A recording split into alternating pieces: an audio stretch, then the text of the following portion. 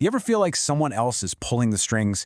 The force that makes you crave that late night snack or makes you hit next episode when you know you should be sleeping? Well, guess what? There is. And today, we're going to pull back the curtain and meet the puppet master. We are diving headfirst into your brain's hidden reward system. All right, let's get into it. Okay, let's start with something we all know. You put your phone down, you tell yourself, I'm going to focus now. But then like 10 seconds later, you feel it, right? That little twitch in your thumb, that little itch in the back of your mind. Before you even know it, your hand is reaching for it. Why?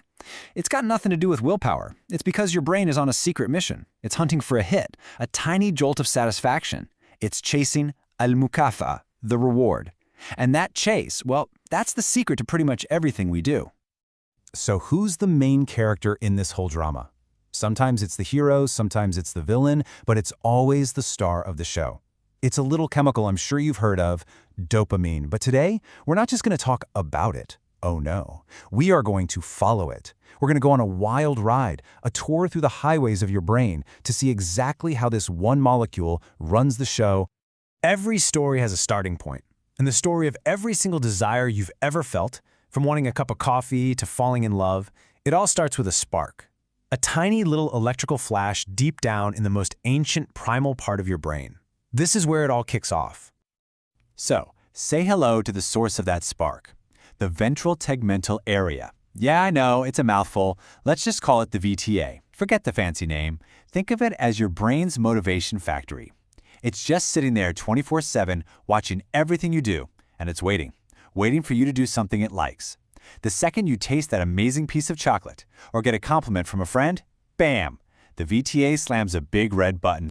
And this is the perfect way to picture it. Imagine your desire is a sprinter, crouched down at the starting line.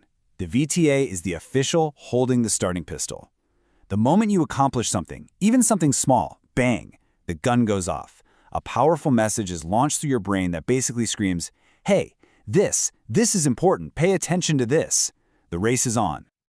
Now that dopamine signal doesn't just fire off and disappear. Nope, it shoots off on a high-speed journey down a very specific neural superhighway. This is the part of our story where the main character leaves the factory and goes on a grand adventure. So let's take a look at the map. And here is that roadmap.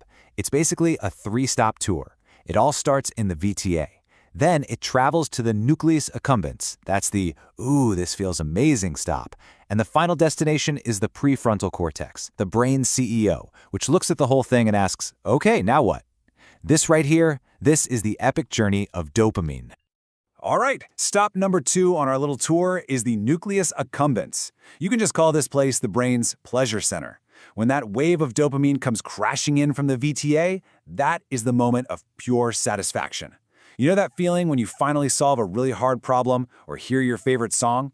That's your Nucleus accumbens lighting up like a pinball machine. Exactly. And listen, it is not a polite suggestion. It's more like your brain's inner hype man grabbing a megaphone and screaming, whoa, yes, that was awesome. Whatever you just did, do it again right now. It's this raw, powerful, primal command designed for one thing and one thing only, to make you repeat the action. But wait, it can't all just be about feeling good. That's too easy. The journey's not over. Now we have to leave the party and head upstairs to the front office. We're going to the part of the brain that thinks about the future, about consequences. We're going to see how that raw emotion gets turned into an actual plan. And welcome to our final destination, the prefrontal cortex. Look, if the Nucleus accumbens is the wild, emotional heart of this operation, this place is the cool, calculating head. It gets that frantic, do it again signal, and it just calmly takes a breath and asks, okay, that felt good, but was it a good idea? Should we maybe plan to do this again tomorrow? Or is this a once-in-a-while kind of thing? Let's go back to our sprinter analogy. The VTA fired the starting gun.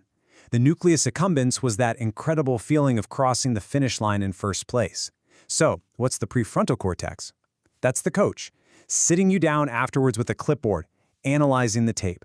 It says, okay, great race. Let's break down what you did right, and let's build a strategy so we can win again next time. It turns a simple feeling into a long-term goal. Okay, so we've had the feeling, and we've made a plan. But none of that is going to stick if the brain doesn't remember it. It needs to create a rich, detailed memory file so it knows exactly how to get that reward again. And to do that, it calls in a couple of specialists.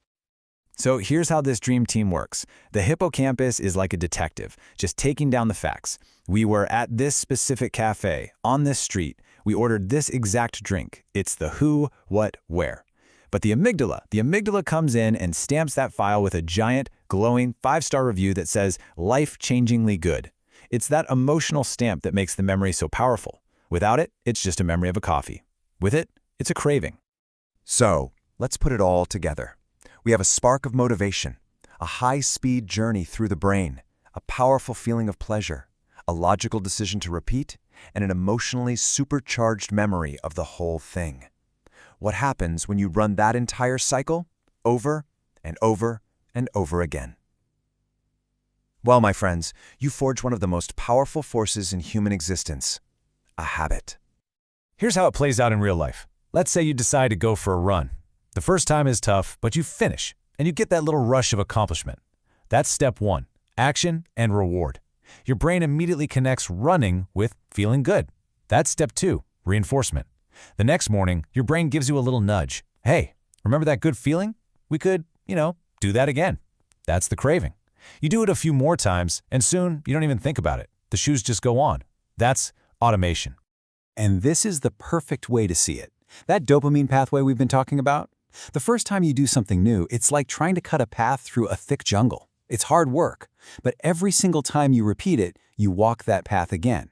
It gets wider, clearer, smoother, until it's not a path anymore.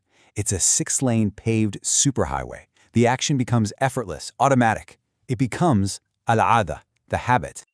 So there you have it, the secret recipe. The exact same process that builds bad habits is the very same one that builds incredible, life-changing ones. The system itself, it doesn't care. It just works.